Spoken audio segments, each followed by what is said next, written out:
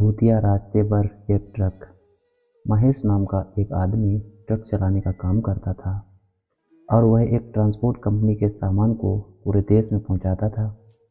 एक दिन वह सामान से भरी ट्रक को लेकर जयपुर जा रहा था। वैसे तो हमेशा उसके साथ कोई ना कोई एक हेल्पर ज़रूर रहता था, लेकिन उस दिन उसका हेल्पर किसी कारणवश उसके साथ नहीं आया था, इसलिए वह बिना हेल्पर के ही वह ट्रक लेकर जा रहा था। क्योंकि महेश को उस सामान को कंपनी के क्लाइंट तक पहुंचाना बहुत ज़रूरी था। रास्ते में शाम को वह एक ढाबे पर रुका, जहां उसने भरपेट खाना खाया और जल्दी वहां से निकल गया। आगे वह जिस रास्ते पर जा रहा था वह पूरा रास्ता बहुत सुनसान था और एक भी गाड़ी चलती नहीं दिखाई दे रही थी। अब शाम ढल चुकी थी और रात हो गई थी। कुछ दूर सड़क पर चलते हुए महेश को रास्ते के किनारे पर एक ट्रक पलटा हुआ दिखाई दिया और उस ट्रक का सारा लोड सामान बाहर बिखरा हुआ पड़ा था। वहाँ काफ़ी अंधेरा था, लेकिन उस ट्रक की हेडलाइट और टेल लाइट जल रही थी। महेश ने ऐसी स्थिति में उस ट्रक ड्राइवर की मदद करने के लिए अपना ट्रक रोक लिया। महेश ने पास जाकर उस ट्रक के कैबिन में देखा, लेकिन उसे उस ट्रक में ना तो कोई ड्राइवर दिखाई दिया और ना ही कोई हेल्पर नज़र आ रहा था।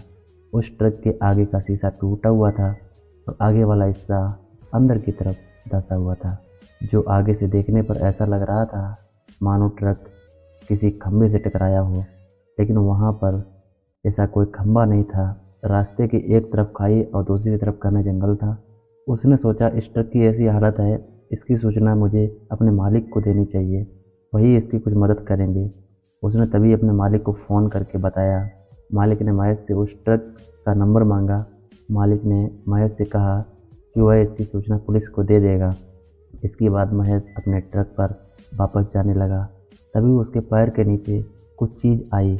जब उसने ध्यान से देखा तो वह खून से सना मांस का एक लोथा था।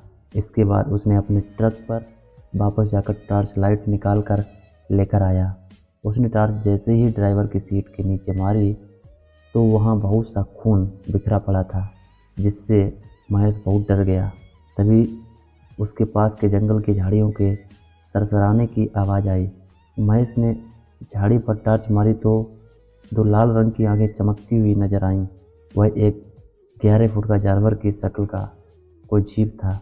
वह जैसे ही महेश की तरफ लपका तो महेश बहुत तेज़ी से ट्रक की तरफ भागा और अपन ट्रक स्टार्ट करके भाग लिया। महेश को बहुत तेज़ी से सांस फूल रही थी। महेश को अब समझ आ रहा था कि उसी डरावनी चीज़ के सामने आने की वजह से वह ट्रक पलटा होगा और उसने ड्राइवर और हेल्पर को ज़रूर मार दिया होगा। महेश उस लदे सामान को उतारने के बाद भी उसी रास्ते से आया, लेकिन अब दिन का समय था और उसने अब की बार रुकने की बिल्कुल भी नहीं सोची और सीधा चलता गया। लेकिन अब दिन में वहाँ कुछ भी नज़र नहीं आ रहा था। दोस्तों, ऐसी और कहानियों को देखने के लिए इस भूतिया कहानी को लाइक और चैनल को सब्सक्राइब करके आप अपना सपोर्ट ज़रूर करें। धन्यवाद।